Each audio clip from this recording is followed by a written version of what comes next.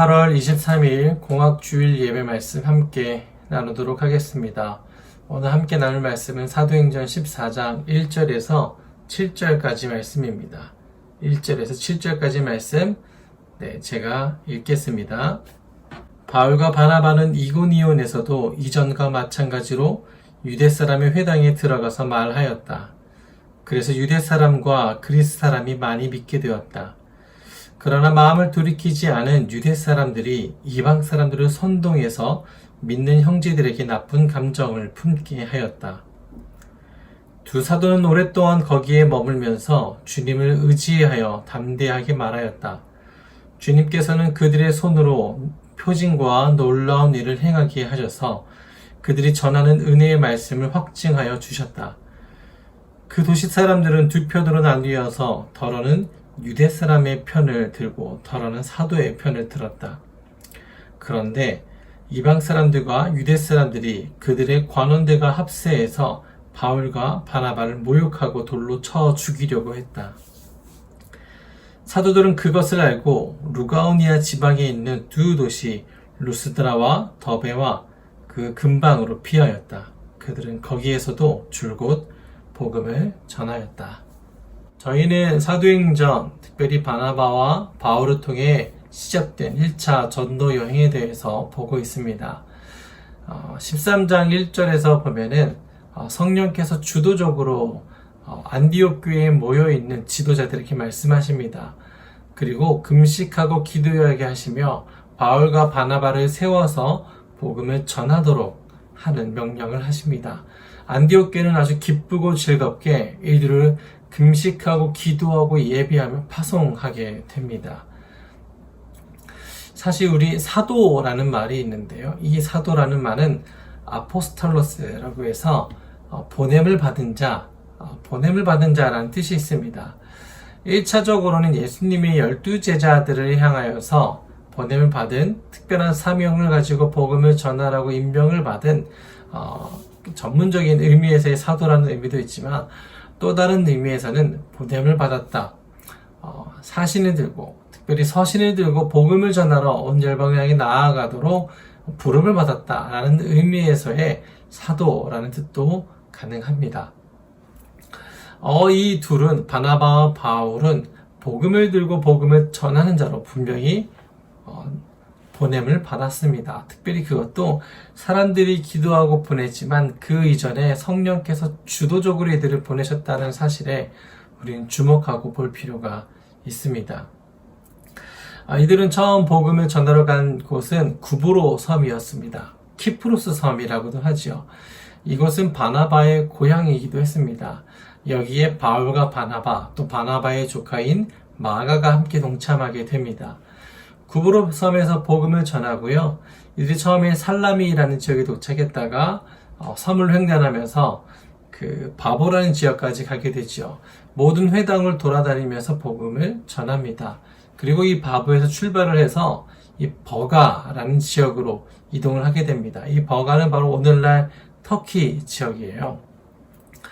이 복음을 전하러 이 버가에 갔는데 여기에서 이제 우리 마가는 집에 가고 싶어, 나 엄마 보고 싶어 이러면서 예루살렘으로 돌아가게 되죠. 여기 이제 나중에 2차 전도 여행 때 이 마가 요한 때문에 이 바나바 바울이 아주 크게 싸우는 이유가 됩니다. 그건 이제 그때 가서 한번 더 이야기를 해보도록 하고요.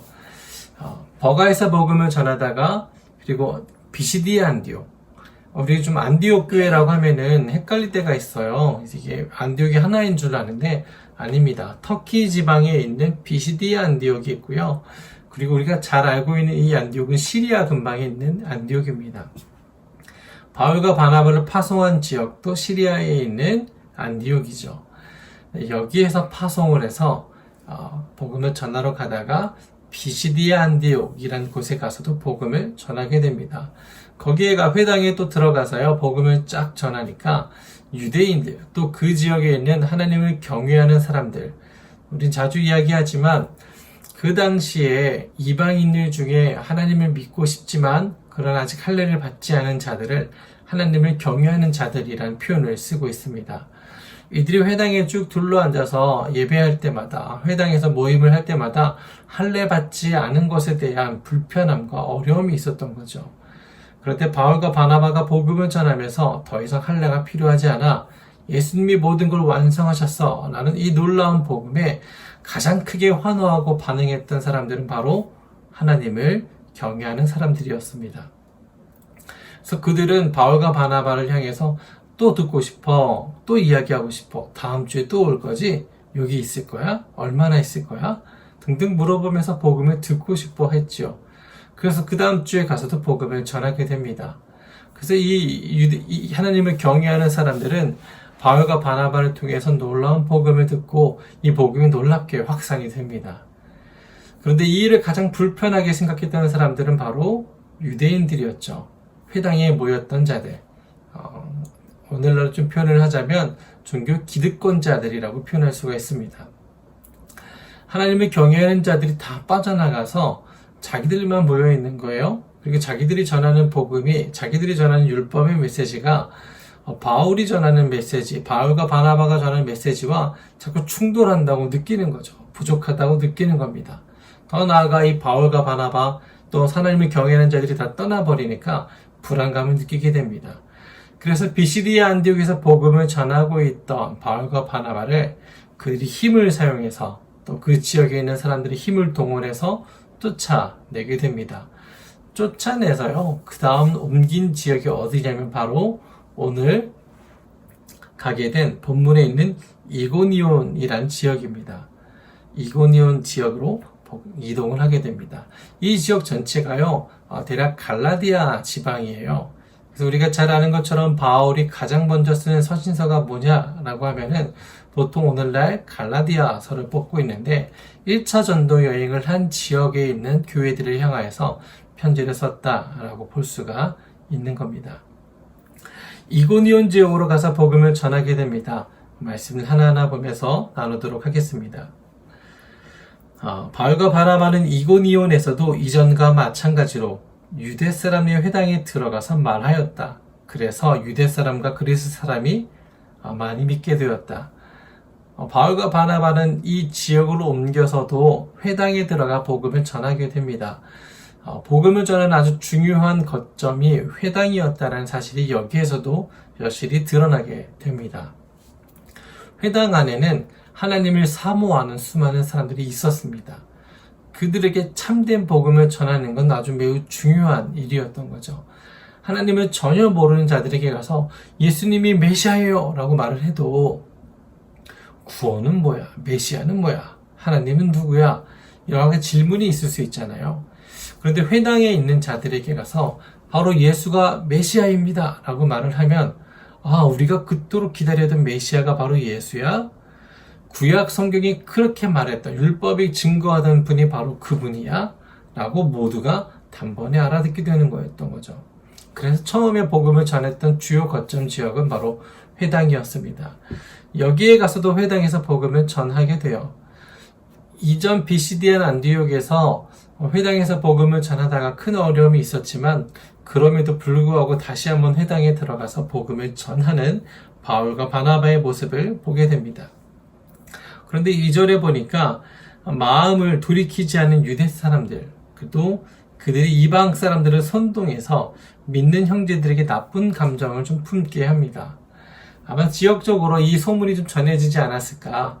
이 비시디안 안디옥에서 있었던 일들이 지방으로 좀 전해지면서 바울과 바나바라는 애가 왔는데 좀 이렇게 분위기를 흐트리고 있대. 경계해, 조심해 등등의 이야기가 있었겠죠. 그래서 좀 비시디안 안디옥보다는 좀 더 빠르게 즉각적으로 반응을 하는 모습들이 보입니다. 그래서 이 복음을 들었던 회당 안에서 바울과 바나바를 통해 복음을 들었던 자들에게 두 가지 반응이 일어납니다. 와, 이거 말씀 너무 좋은데? 율법이 이렇게 완성된 거구나. 우리는 하나님께 선택받은 사람이구나. 라는 기쁨의 메시지와 함께 또 한편으로는 쟤네 좀 이상한데? 거짓말하는 거 아니야? 쟤네가 전하는 거 조금 불안해. 아니래잖아. 우리 랍비가 말하는데 아니래잖아. 등등 나뉘어지게 됩니다. 이게 안타까운 건 복음이 전해질 때에 말씀에 근거한 토론, 말씀에 근거한 반대가 아니라 그들의 기득권을 지키기 위한 반대였다라는 점이 너무 매우 슬프고 안타까운 것 같습니다. 이런 사람의 연약함, 이런 죄성 있는 모습은 오늘날에도 마찬가지로 보여지게 되지요. 사람이 보이는 정말 복음이 전하고 복음이 말하는 대로 믿고 복음이 뭐라고 말하는지 서로 토론하고 이야기하면 될 것을 그러면 믿게 될 텐데 그게 아니라 내가 갖고 있는 기득권이 침해당하고 내가 지금 누리고 있는 이 이익과 내가 누리고 있는 이 혜택이 사라지는 것에 대해서 극도로 경계했던 유대인들이 바울과 바나바를 즉각적으로 반대하게 합니다. 자기들만 그런 게 아니라 자기를 따르는 또 이방 사람들, 하나님을 경외하는 사람들 중에 의심을 갖고 바울과 바나바를 경계하는 사람들을 만들었던 거죠. 3절에 보니까요, 두 사람은 오랫동안 거기에 머물렀다고 합니다. 오랫동안 그곳에 머물면서 복음을 전했습니다. 그러면서 주님을 의지하여 담대하게 말씀을 전하였습니다. 아주 분명하게 자신을 반대하는 자들이 있음에도 불구하고 자기들이 전하는 복음이 진짜이고 사실임을 확신한 이들은 반대가 있음을 알고 있지만 아주 담대하게, 아주 당당하게 복음을 전하게 됩니다. 그런데 이 복음을 전하는 것을 말로만 전하면 효과가 얼마나 됐을까요? 이 복음을 전했을 때 이 복음에 대한 확증을 누군가는 해야 되지 않을까요? 바로 그 일을 성령께서 하시게 됩니다. 주님께서 그들의 손으로 놀라운 표징과 놀라운 일을 행하게 하셔서 그들이 전하는 은혜의 말씀을 확증하여 주셨다. 누가 했냐고요? 주님이 그 말씀을 확증시켜 주셨다는 겁니다. 바울과 바나바는 두렵지만 담대하게 복음을 전했습니다. 자신을 반대하는 자들이 수많이 있었지만 그럼에도 불구하고 복음을 당당하게 전했습니다. 그리스도인답게, 하나님 나라의 백성답게 아무리 반대하는 자들의 목소리가 있어도 해야 할 말을, 꼭 전해야 할 말을, 그리스도의 가치관, 그리스도인답게 살아가는 삶의 가치관에 대해서 분명하게 전하였습니다. 근데 그 일에 대해서 누가 확신해 주셨냐? 누가 확증을 시켜 주셨냐? 여러 증거와 여러 놀라운 것들로 어떻게 누가 하셨냐? 바로 성령께서, 하나님께서 이 일을 확증시켜 주셨다라는 겁니다. 여러분, 우리는 복음을 전할 때에 이 사람들을 설득시키고 어떻게든 이렇게 돌아오게 하고 하는 간절함은 있지만, 그러나 우리가 전할 메시지에 대해서, 우리가 전한 복음에 대해서 그들이 정말 믿게끔, 그들이 정말 받아들이게끔, 확증되게끔 하시는 일은 바로 성령께서 하시는 일이라는 겁니다. 여러분, 우리는 복음을 전하는 자예요. 그 사람을 설득해서 교회에 데리고 오는 자가 아니에요.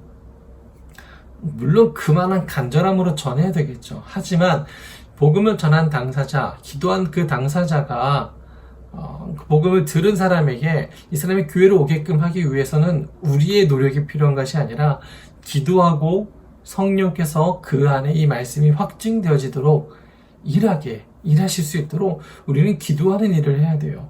하나님께서 하시는 거예요. 이들은, 바울과 바나바는 아주 담대하게 복음을 전한 겁니다. 전한 복음에 대해서 하나님께서 확증시켜 주신 거예요. 이거 봐, 진짜잖아. 이거 봐, 말씀이 정말 살아있잖아. 이거 봐, 말씀대로 살았더니 우리의 삶에 이런 변화가 있잖아. 이런 놀라운 증거들, 확증들을 하나님께서 하시는 겁니다.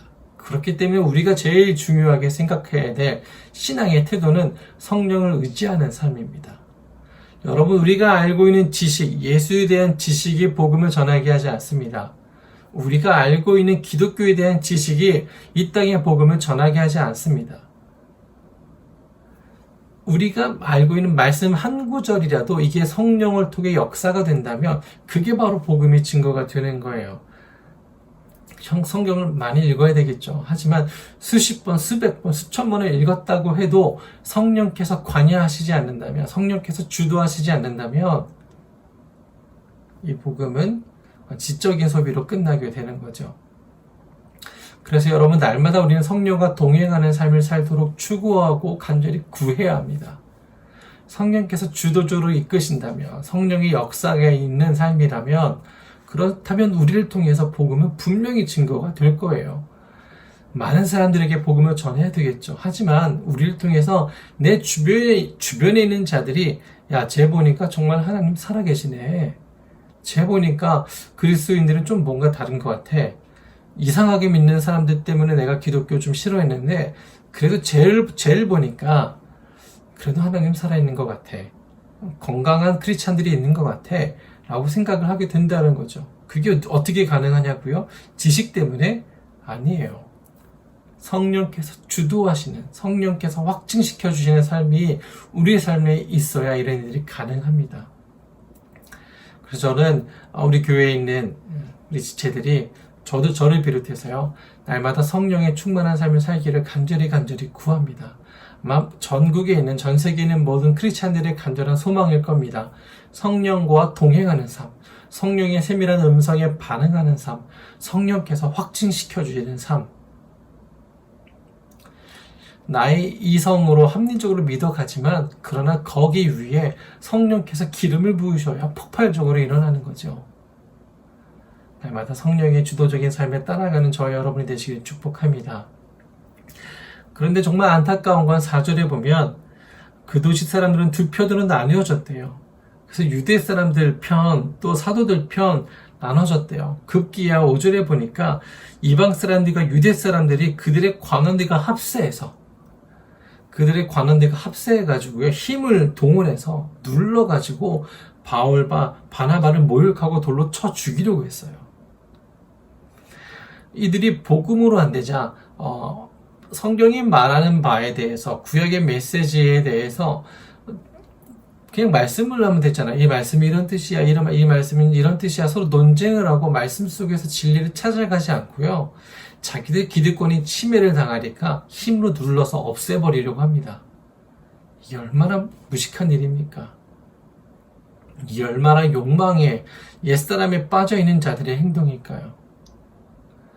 정말 복음을 듣고 하나님의 나라의 백성으로 살고 싶은 사람들이었다면 그들이 전하는 메시지가 정말 하나님 나라의 말씀의 메시지와 동일한가? 구약의 말씀과 매치가 있는가? 성취인가? 아니면 반역인가? 따지고 묻고 연구해야 됐죠. 그런데 그런 것이 아니라 힘을 동원해서 눌러버립니다. 더 무서운 건 3절에 분명히 성령께서 놀라운 표징들을 보여주셨음에도 불구하고 이들은 거부합니다. 사람의 신념이라는 건 참 무섭습니다. 우리가 정말 착각하기 쉬운 건 나의 믿음이, 나의 신념이 믿음이라고 착각하는 거예요. 여러분, 믿음은 하나님께서 주시는 겁니다. 성령께서 믿게끔 해 주셔야 가능한 거예요. 그렇기 때문에 이 믿음의 주체는 바로 하나님이세요. 근데 하나님을 더 알아가기 위해서, 그 믿음이 더 성장하기 위해서 우리에게 필요한 게 뭐냐면 성경을 근거로 한 믿음입니다. 성경에서 말씀하시는 그리스도, 성경에서 말씀하시는 하나님의 나라, 성경이 말하고 있는 메시지가 무엇인지 중요해요. 그렇기 때문에 우리는 성경을 봐야 해요. 그런데 자기의 신념이 믿음이라고 착각을 하게 되면은 각자마다 자기가 생각하는 예수를 만들어냅니다. 자기가 생각하는 신을 만들어내요. 이게 너무나 위험해요. 가장 큰 위험의 요소가 하나님은 사랑의 하나님이세요. 그렇죠? 언제나 우리는 안아주세요. 우리가 어떤 진흙텅이에 있어도, 어떤 구렁텅이에 있어도 주님은 손 내밀어서 우리를 끌어안아 주시고 품어주세요. 그렇죠? 하지만 하나님은 또 공의의 하나님이세요. 죄에 대해서 분명한 대가가 있어요. 물론 그 대가는 바로 예수 그리스도께서 다 감당해 주신 거죠. 그렇기 때문에 그 사실을 아는 자들은 그냥 그래, 하나님 나를 사랑하셔, 내가 어떻게 살아도 사랑하셔, 이것이 아니라 정말 자격 없는 자를 구원해 주신 하나님의 그 사랑에 감사하고 감격하면서 예수님을 닮아가고자 하는 하나님의 거룩한 백성인 성도로 살아가고자 하는 성화의 삶을 살아가게 돼요. 그렇게 살 수밖에 없어요. 그런데 자기의 신념을 믿음이라고 착각하게 되면은 그런 것과 상관이 없어요. 자기의 신념대로 성경을 해석을 해요. 성경을 통해 하나님을 알아가야 되는데 자기의 신념대로 성경을 해석을 해요. 아무리 하나님께서 놀라운 기적과 이적을 보여주셔도, 놀라운 하나님의 기적이 눈앞에 펼쳐져도 나의 신념과 다르다면 안 받아들인다는 거예요. 그게 인간이 가지고 있는 죄성이자 인간이 가지고 있는 아주 지독한 완악함입니다. 무섭죠? 우리라고 그러지 않을 수 있을까요? 저는 항상 그게 두려워요. 내 안에 완악함이, 내 안에 있는 죄성, 옛사람의 완악함이 나의 삶의 또 어떤 부분에서는 끊임없이 예수 그리스도를 거부하면서 내 마음대로 하나님을 만들고 있지 않을까. 안타까운 장면입니다. 성령께서 분명히 하나님께서 놀라운 기적과 말씀을 전해주셨음에도 불구하고, 이 말씀의 확증을 보여주셨음에도 불구하고 사람들은 믿지 않아요. 자기의 신념에 따라서. 그럼에도 불구하고 이 두 사도 바나바와 바울은 복음을 들고 또 전하러 나아갑니다. 피시낸 지역, 이제 이 이고니온이라는 지역을 떠나서 루스드라 지역으로 이동을 하게 되죠. 루가오니아 지방에 있는 두 도시 루스드라와 더베라는 곳에 가게 됩니다. 거기서 복음을 전하게 되죠. 여기서 복음을 전하고 이제 돌아오면서 다시 귀환하게 됩니다. 말씀을 좀 마치려고 합니다. 우리가 예수를 믿고 나아갈 때 가장 중요한 것은 내가 생각한 예수, 내가 만들어낸 예수가 아니라 성령께서 계시하여 주시고 말씀이 증거하고 있는 예수님입니다. 내가 만든 예수를 따라가는 것이 아니라 성경이 말씀하신 예수를 따라가는 우리가 되었으면 좋겠습니다. 그러기 위해서 우리가 무엇을 해야 하냐면 끊임없이 나의 생각을 비워내야 하죠. 내가 만든 예수를 비워내야 해요. 나도 모르게 생겨난 예수에 대한 환상, 이미지가 있습니다. 이것들을 끊임없이 비워내고, 그래서 우리가 경건한 생활을 하는 거잖아요. 말씀을 읽고 기도를 하고 우리가 묵상을 하는 이유는 끊임없이 내 안에 내가 만들어낸 예수를 지워내는 작업들을 하는 거예요. 그리고 성령께 초점 맞추고 하나님께 초점 맞추는 일을 하는 거죠.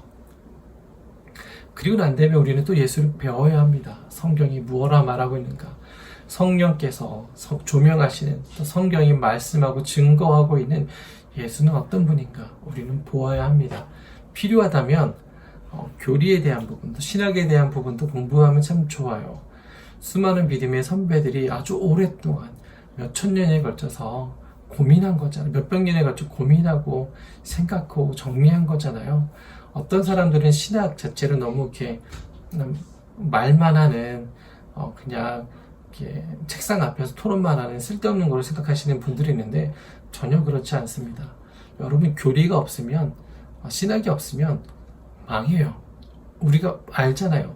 지금 사회적으로 나타나는 일들을 보고 있잖아요. 성경을 끼고 있어도 다른 이 검사원들한테, 공무원들한테 침 뱉고 너도 확진자 걸려봐라고 이런 말도 안 되는 일들을 하고 있잖아요. 이게 얼마나 비참한 일입니까? 이게 다 어디서 나타나는 일이라면 성경이 말하는 예수가 아니라 내가 생각하는 예수, 누군가가 말해준 예수를 만들어서 믿기 때문이거든요. 왜 그게 가능하냐면 교리가 없어서 그래요. 신학이 없으니까 자꾸 이상한 걸로 빠지게 돼요. 그렇기 때문에 우리는 끊임없이 예수를 배워가는 일들을 해야 합니다. 마지막으로 나눔이죠.